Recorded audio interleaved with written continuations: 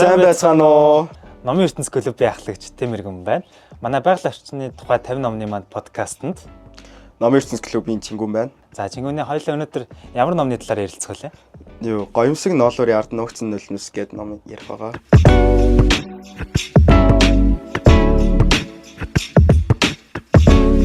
За энэ номны зохиолчийн талаар хоёулаа багасаа мэдээлэл үзэгчдтэйгээ хаваалцъя.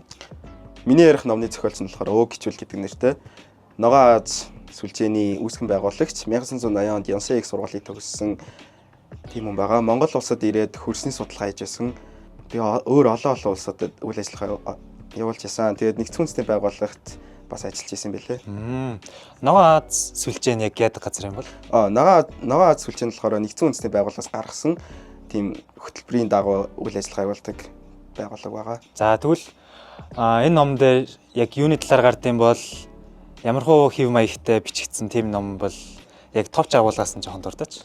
Энэ ном нь болохоор яг харагдж байгаа шиг Монгол улсад ноолуураас болоод яагаад хуур ажилт үүсдэг бэ, цүүлжилт үүсдэг бэ гэдгийн талаар ярьдаг байгаа. Тэгээс өөрөөр олон улсад яагаад цүүлжилт муу вэ гэдгийн жишээ агуулсан байдаг. За тэгэхээр яг энэ ном дээр байснаар Монгол улсын гол асуудал нь юу байгаа вэ? Монгол улсын гол асуудал бол мэдээж цүүлжилт. Энэ хүн солонгос хүн учраас мэдээж Монголын шар сурал зүйл солонгос улсад маш ихээр тохиолдог. Түүнийг судлахаар Монгол улсад ирж исэн. Монголд болдог юм солонгост очдөг гэж юм. Харин салхины төрөлөөр очдөг.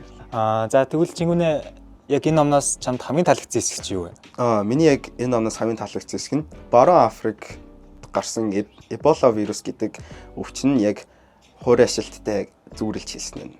Ягаад яг энэ өвчнийг цүүлжилттэй адилтгсан юм бол?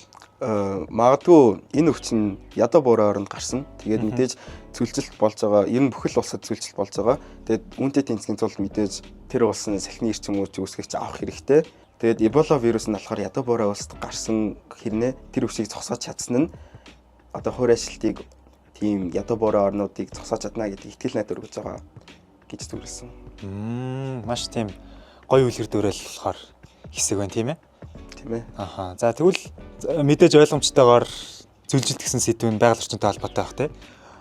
Өөрөөр энэ ном нь манай энэ удаагийн сэдв болох байгаль экологи гэсэн сэдвтэй яг ямар байдлаараа холбогдож байгаа вэ? Мэдээж дэлхийн дулаалал гэдэг бол цүүлжилтийн хамгийн гол шалтгаан. Тэгээд байгаль орчин дэлхийгээ хайрлах хэрэгтэй гэдгийг энэ номон дээр гаргасан байдаг. Тэгээ энэ номон дээр болохоор хүн болон 10 мод тари гэдэг үрээтэй. Энэ ном дээр гарсан яг цүүлжилтийг хэрхэн шийдэх аргуудаас бас байсан байх тийм? Мэдээж байсан. Цүүлжилтийг шийдэх арга нь болохоор мэдээж дэлхийн дулааллыг бууруулах аргыг олж хайх. Тэгээ тэрний яг энэ номон дээр дурдсан нь болохоор мод тарих байсан. Энэ номон дээр яг түрүүнд дурдсан шиг нэг хүн болон 10 мод тариул дэлхийн дулаалал мэдээж маш ихээр багасна гэдэг зүйлийг гаргаж өгсөн байсан. Тэгээд мод нь эргэн тойрноо сэрэг зүйлж өгдөг. Тэгээд гүний усыг сэргээж өгдөг болохоор цүүлжилтийн эсрэг маш сайн.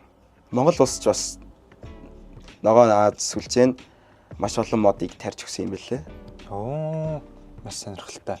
Тэгэхээр энэ номыг хэдэн насны хүмүүс уншвал илүү тохиромжтой гэж бодож байна. Миний бодлоор энэ номыг болохоор яг өсөж яваа насн дээрээ буюу яг бидний нас 13-аас 18 нас хооронд уншвал магадгүй дэлхийг арай өөрөөр харах юм уу эсвэл жишээлбэл ядуу байгаа шалтгаан чинь цүүлжилт чинь билүү.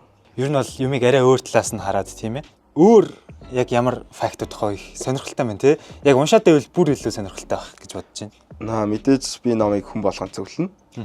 Тэгээд энэ номон дээр болохоор маш олон дэлхийд гарсан асуудлуудыг бичсэн байлаа. Жишээлбэл Монгол улсад гэтэл хотын төвөөс зайтай 300 км-ийн зайд байдаг. Нэг нуур одоо энэ номын зохиолч Ог Хичвэл багийнхантайгаа 8 жилийн өмнө явж байхдаа очиод маш том нуур байна гэд харж ирсэн байлаа. За. Тэгтэл буцаад 3-4 жилийн дараа очиход тэр нуур нь ингээд тэр чигтээ ширгээд цүлдсэн байсан. Нэг бодлын гонхтой юм а тий. Ирээдүйн хойч бид өөрсдийн байгаль орчноо хайрлах нь ямар чухал вэ гэдг нь одоо ингээд харагдчихэв. Чингүнээ чи ер нь яагаад энэ номыг энэ 50 номнуудаас сонгоод уншихаар шийдэв? Эхлээд яг би номыг хавцаар нь дүгнэе гэж бодоагүй л дээ. Гэтэ яг хавц нь маш сонирхолтой. Тэгээд нэр нь болохоор Гоёмсог ноолуурын ард нуугдсан нулимс гээд яг ингээ яг юуг нөл яг ингээ яага уйлаад байгаа. Ноолоор яагаад нулимстай холбогдоод байгаа юм тий. Тэгснээ зурган дээрээ яг цүлийн талаар гарцсан тийм ээ. Тийм.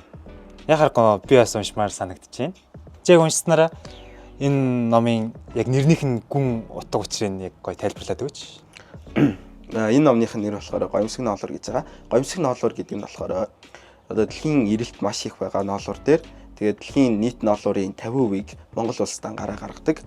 Тэгээд эрэлт их маш их байгаа тул малчид бүгдээрээ маш ихээр ямааг үржүүлж тэгээд үүнээс нь болж ямаан тоо толгой хит их болсноос үүдэн ямаа нөгөө тийм хурц иймэрхүү туурайтай тул ингээд газар байгаа өртөс тэгээд өвсний шимт хичээлийг алдагдуулаад тэгээд сүлжилт үүсэж байгаа нэг шалтгаан болж байгаа.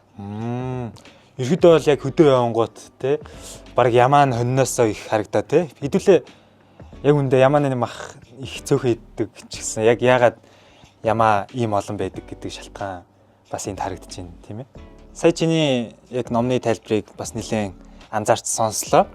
Ойлгох юм нэлээд их байхаар ном байна. За тэгвэл яг Чингүн гэдэг хөв хүн талаас чи яг юуг ойлгож ухаарсан бэ? Юуг ирээдүйд амьдралтаа хэрэгжүүлэх вэ? Мэдээж байгаль орчноо хайрлах. Тэгээд байгаль гэдэг зүйл бол маш аимшигтай ч чадна, маш гайхалтай ч чаддгийг ойлгосон. Би сая энэ номноос ойлгосноор болохоор хүн болон 10 мод тариул дэлхийн доллар маш мэдээж маш ихээр багас боломжтой гэдгийг ойлгосон. Тэгээд түүний тулд болохоор би яг лагер дээр 7 мод атаханда сурлалцсан байгаа. Манай байгаль экологийн тухай 50 номны жигсаалтны уралдаан маань 5 сарын 15-наас 5 сарын 17-нд болох хаврын номын баяраар болох ба та бүхэн өөрсдийн бүтээлүүдээ явуулаад бидэнтэй зөв оролцох боломжтой байгаа шүү. Мөн өөр нэг мэдээлэл дуулгахад 2026 оноос 2027 оны хичээлийн жилд бид бүхэн сэтгэл тэжээх 50 ном гэсэн сэдвээр 50 номны жигсаалт гаргасан байгаа. Манай энэ удаагийн байгаль орчны тухай 50 номны подкастэнд хурж ирж оролцсон Гоёмсог ноолуурын ард нуугдсан нулимстэй маш сонсоход л нэр нь үнэхээр сонирхолтой номыг биднэрт гоё тайлбарлаж өгсөн Чингүндээ маш их баярлалаа. Урьж оролцсон баярлалаа. Манай энэ удаагийн дугаартай хамт байсан үзэгчид та бүхэндээ маш их баярлалаа. Дараагийн дугаараар уулзтлаа түр. Баярлалаа.